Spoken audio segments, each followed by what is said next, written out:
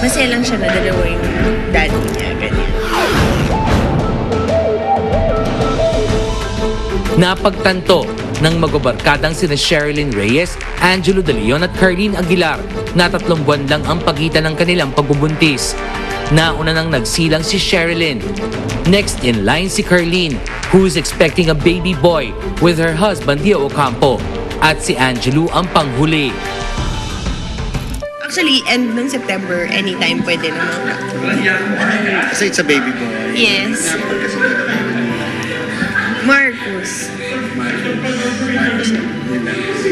Marcos Inigo. Parang first time ganun lahat. Kasi nandiyan yung asawa mo, nasa tabi mo, tapos yung mga friends mo. Iba. Iba rin. Kasi after 10 years ganun kalayo yung gap. It's totally different from the past 2 experiences that I had with my babies. And ngayon lang parang ngayon ko talaga na-enjoy yung pregnancy ko. Kasi support group namin itong Brady Bunch namin na tinatawag. Pamilya talaga kami. Like si Car, 7 in the morning, magbi-BBM sa akin. Nandun na pala sa kwarto ng inaanak niya. Tinaalagaan yung anak niya. Yung inaanak ko. Yung ganun, she's aninang in every sense of the word.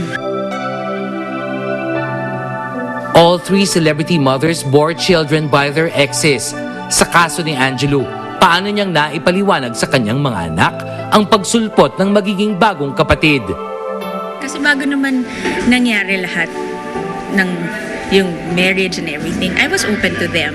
Oo, kasi parang sabi ko rin naman, and yung time na sinabi ko yung papakilala ko sa mga anak ko rin naman talaga was the guy I'm sure na, you know, it would be that guy na for the rest of my life.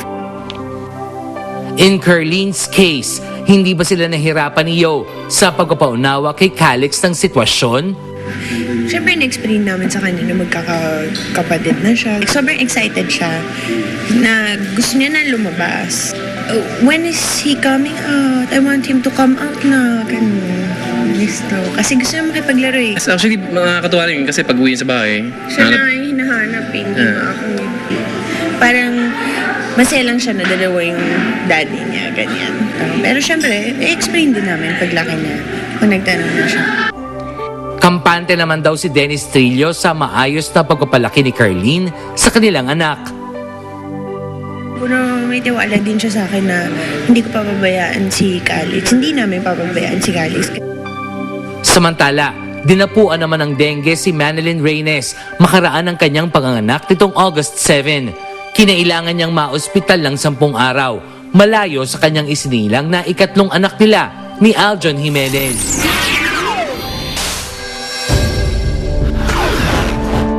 Nakita nyo po, natunghayan nyo, mga dinapuan ng dengue at mga dinapuan ng asawa nila. Kaya nga ganun eh. Okay. Mga kaibigan, kung mapupunan nyo po at nabalitaan nyo, si Team Yap isang membro na ng Startalk family. So meron na tayong Lo, meron na tayong Yap. Ricky Lo. So next week po, matutunghayan nyo na si Lolit So, Joey D, at si Boots Ko. Okay. Sama-sama na po kami. Mga kaibigan, nabanggit natin si Team Yap. Ito na po. May init na tweets ng mga stars. Ihati na ng newest member ng Startalk family. Team Yap is plugged in. Watch this. Dahil gusto nyo ay chismis online, ang kailangan nyo ay Startalk Plug-in.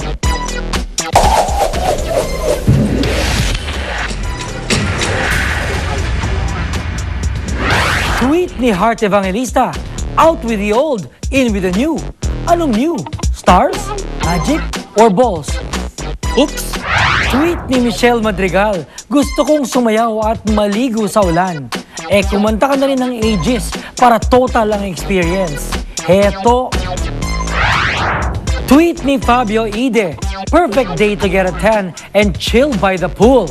At dahil dyan, lahat ng babae sa kondo ni Fabio nasa pool ngayon. Tweet ni Alex De Rossi, naku Aya, bigay mo na lang kay Smokey Manloto yung 900 billion ko. Ilagay mo siya sa gitna, tapos sindihan mo. Thanks. May pot? Well, at least nag-thank you, di ba? Tweet ni Christine Reyes, Carbo load and vitamins is a must. Don't want to go back to the hospital ever again. Bakit pag ako ba nag-carbo load, kailangan gym ang kasunod? Well, oo nga naman. Tweet ni Camille Pratt. House arrest. I'm so not used to feeling this much pain. Can barely open my mouth. Hayayay. Vitamins na lang ang kulang. Total, carbo loaded na naman tayo. Tweet ni Rich Asuncion. When you shake someone's hand, you've got to make sure you have your 5 fingers back. Paano kaya kung 6 ang daliri mo? Tweet ni Rocco Nocino with matching tweet pic pa. Si paring Steven Silva, pagod na pagod. Wah, na biktima kita. Har har. Alin ba yung mas victim? Yung itsura ni Steven o itsura ni Rocco? Do you want to be totally plugged in or do you want to dare me? Well, follow me at Twitter, twitter.com/IamTimYap. And when I reach 500,000 followers, susundin ko ang pinaka-popular na dare nyo. Promise.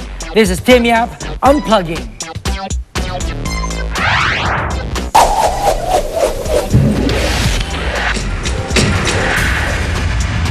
Iyan ang bago nyo agaw. Nami-miss ko tuloy yung tweet biz. Lalo na yung nagbibigay ng hula. Yung nagbibigay yung may patingting. Ting! Ano, Gorgie? Si Mr. E. Oo, nasa na kaya si Mr. E, Gorgie? Okay, kanina puro Chinese yung binanggit ko, yung mga pangalan namin. Punta tayong Japan. Iwamoto sa Japan na for good?